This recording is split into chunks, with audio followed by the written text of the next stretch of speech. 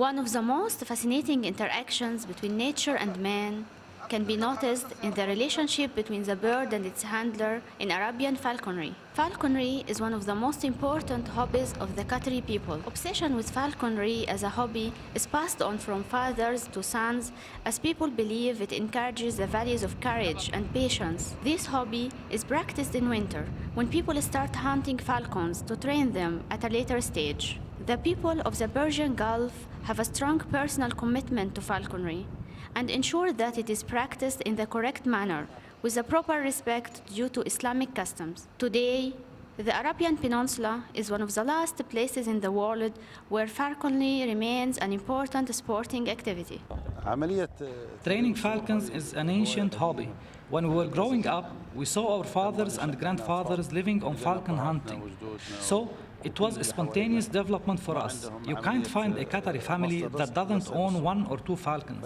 Falcon raising and training is done by the hunters themselves. Some train by waving a mock prey or a rabbit tied to a thread, or a pigeon tied to a thread and allowed to fly.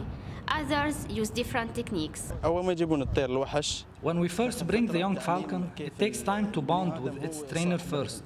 Then it is brought to the desert and trained on catching pigeons while tied to a rope. If it shows signs or readiness, training continues while the falcon is untied. It is no wonder that desert Bedouins have always appreciated the stamina and hunting instincts of the falcon. The Bedouin people in particular used this bird to hunt game, which provided an important and nutritious addition to their diet. The falcon requires more human contact and careful attention on a daily basis, or it will quickly grow wild and therefore unreliable. We can't let go falconry. It's in our blood. Everybody is attached to the things he learns when young, and we grew up to see our father and uncles practice falconry. It became an instinct rather than a hobby. During autumn, falcons flies from the northern hemisphere to the Arabian Peninsula and Africa to overwinter. Once the falconers managed to trap one of the highly prized birds, they had only 2 to 3 weeks to train it before the migrating hubaras started to arrive as well. The training is done by developing a strong bond trust between a wild captured bird and its handler. Ideally, the training of the falcon is completed by the day when the first hubaras arrived, and the Bedouin would hunt the bustards with his falcon throughout the winter months.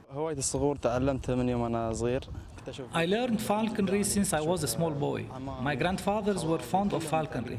It taught me courage, patience, and supporting good people for good or for worse.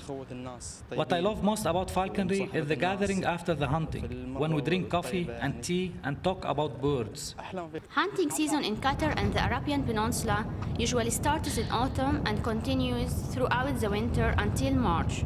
Falconry is practiced by both young people and elders, but the high prices of falcons have made it somewhat a hobby for the elite. The highest price for a falcon was 1 million Qatari riyal. The prices Al-Hur falcons this year ranged between 110,000 and 77,000 Qatari riyals. The price differs according to the people's desire and the availability of land for hunting. If there is hunting, the prices go up. Falconers used to practice in the past while on foot or on camel or horsebacks. Nowadays, an experienced falconer follows the falcon in a jeep or on a horse to be in hand the moment it captures its prey. Hunting journey, or مقناص as locals name it, requires lots of skills, movement, knowledge of the desert, and acquaintance with the falcon. It is essential that the falcon's talons are well placed in the prey before it lands. Great skill is needed by the falcon in tracking down a bird of this size and speed, as it is often required to cover distances of 4 or 5 kilometers before finally capturing its prey. The falconer also needs to ensure that there is no fighting between the falcon and its prey to avoid injury to either bird. The falcon, after all, is less skillful on ground than it is in flight and may lose its courage when confronted with a larger bird. After the hunting, the aroma of the famous Arabic coffee fills the atmosphere. It's this ambience that still attracts Qatari youth to falconry.